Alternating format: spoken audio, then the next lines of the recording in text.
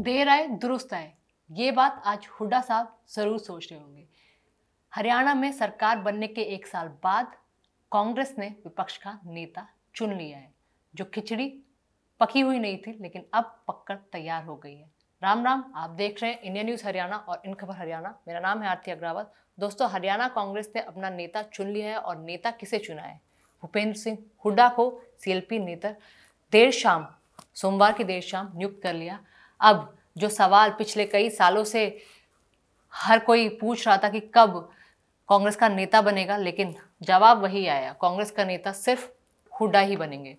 तो हरियाणा में कांग्रेस के नेता हुड्डा बन गए हैं, जो पिछले कुछ दिनों से राहुल गांधी यहाँ पर आकर जो नेताओं से मिल रहे थे, कहीं ना कहीं उम्मीदें और ये आशंका जताई जा रही थी कि जल्द से जल्द बिहार चुनाव से पहले हरियाणा कांग्रेस का नेता तय हो सकता है और भूपेंद्र सिंह हुड्डा को सोमवार देर शाम विपक्ष का नेता चुन लिया गया। केसी वेणुगोपाल और राहुल गांधी खुद इस पर मोहर लगा कर गए कि अब हरियाणा कांग्रेस की जिम्मेदारी फिर से, जो कम से कम बैक एंड में तो भूपेंद्र सिंह हुड्डा के हाथों में ही दिखाई देती थी, वो फ्रंट एंड में भी भूपेंद्र सिंह हुड्डा के हाथ में ही रहेगी। हालांकि भूपेंद्र सिंह हुड्डा के विपक्ष का नेता बनने से कितने लोग नाराज हैं, कितने लोग सपोर्ट में हैं, वो अलग बात है। लेकिन कहीं ना कहीं जो डोर कांग्रेस की हमेशा से हुड्डा के ही हाथ में थी, वो सामने तौर पर जो सामने तस्वीर लोगों को दिखती है, वो फिर से हुड्डा के ही हाथ में है।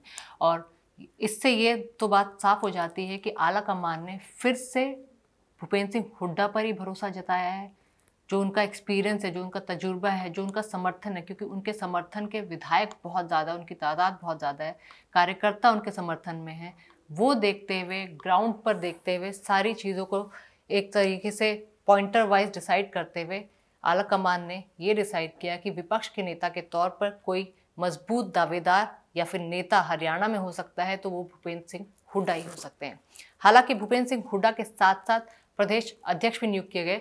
उदय भान को अब हटाते हुए राव नरेंद्र सिंह को ये नया पद सौंपा है और राव नरेंद्र सिंह के प्रदेश अध्यक्ष बनने के बाद जो अहिरवाल वाली राजनीति है, कम से कम उसको स्ट्रांग करने की कोशिश हरियाणा कांग्रेस में की जाएगी।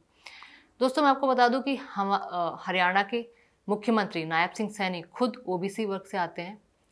तो कहीं ना कहीं साउथ हरियाणा की जो 11 सीटें हैं, जिसमें से सिर्फ 1 सीट कांग्रेस के हाथ में आई थी, बाकी 10 सीट बीजेपी के हाथ में थी। कहीं ना कहीं अहिरवाल की राजनीति को साधने की भी कोशिश हरियाणा कांग्रेस की तरफ से की जाएगी। यही कारण है राव नरेंद्र सिंह पर आला कमान ने भरोसा जताया है।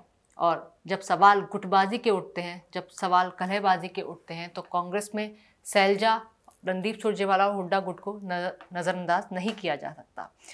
लोग कहते हैं कि राव नरेंद्र सिंह हुड्डा के करीबी हैं, लेकिन कुछ लोग कहते हैं वो सुरजेवाला और सैलजा के भी करीबी हैं। हालांकि प्रदेश अध्यक्ष पद के लिए अहिरवाल बेल्ट के ही 3 नेताओं के नाम की सामने आए थे। वो 3 नाम थे राव नरेंद्र सिंह, राव दान सिंह और चिरंजीव सिंह। लेकिन फाइनल जो डिसीजन हुआ, जो मोहर लगी, वो राव नरेंद्र सिंह के नाम पर लगी। सोमवार देर शाम सीएलपी नेता के नाम की घोषणा के साथ साथ प्रदेश अध्यक्ष का भी नाम नियुक्त किया और उसके बाद से कई तरह के रिएक्शंस कांग्रेस के नेताओं के भी देखे जा सकते हैं। कैप्टन अजय यादव का साफ तौर पे कहना है कि कहीं ना कहीं कांग्रेस के आलाकमान और शीर्ष नेतृत्व को राव नरेंद्र सिंह को नेता बनाने से पहले, प्रदेश अध्यक्ष बनाने से पहले सोचना चाहिए था। उन्होंने साफ तौर पे एक ट्वीट करके कहा है और टैग भी किया है, केसी वेणुगोपाल और राहुल गांधी को टैग किया, मल्लिकार्जुन खड़गे को भी टैग किया और साफ तौर पे उन्होंने कहा है कि कहीं ना कहीं ऐसे शख्स को प्रदेश अध्यक्ष का पद नहीं सौंपा जाना चाहिए था जिसके ऊपर दाग लगे हुए हैं।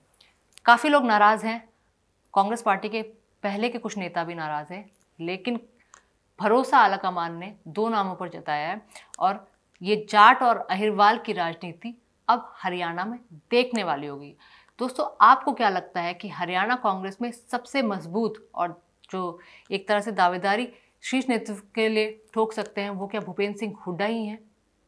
क्या ये डिजर्विंग नाम हरियाणा कांग्रेस के नेता जो बनाए गए हैं वो पक्का फिट बैठता है? आप लोगों को क्या लगता है कि भूपेंद्र सिंह हुड्डा को विपक्ष का नेता बनाया जाना ठीक है, या फिर इसके अलावा कोई और मजबूत दावेदार सीएलपी लीडर के तौर पर हो सकता है? हमें ज़रूर बताइएगा।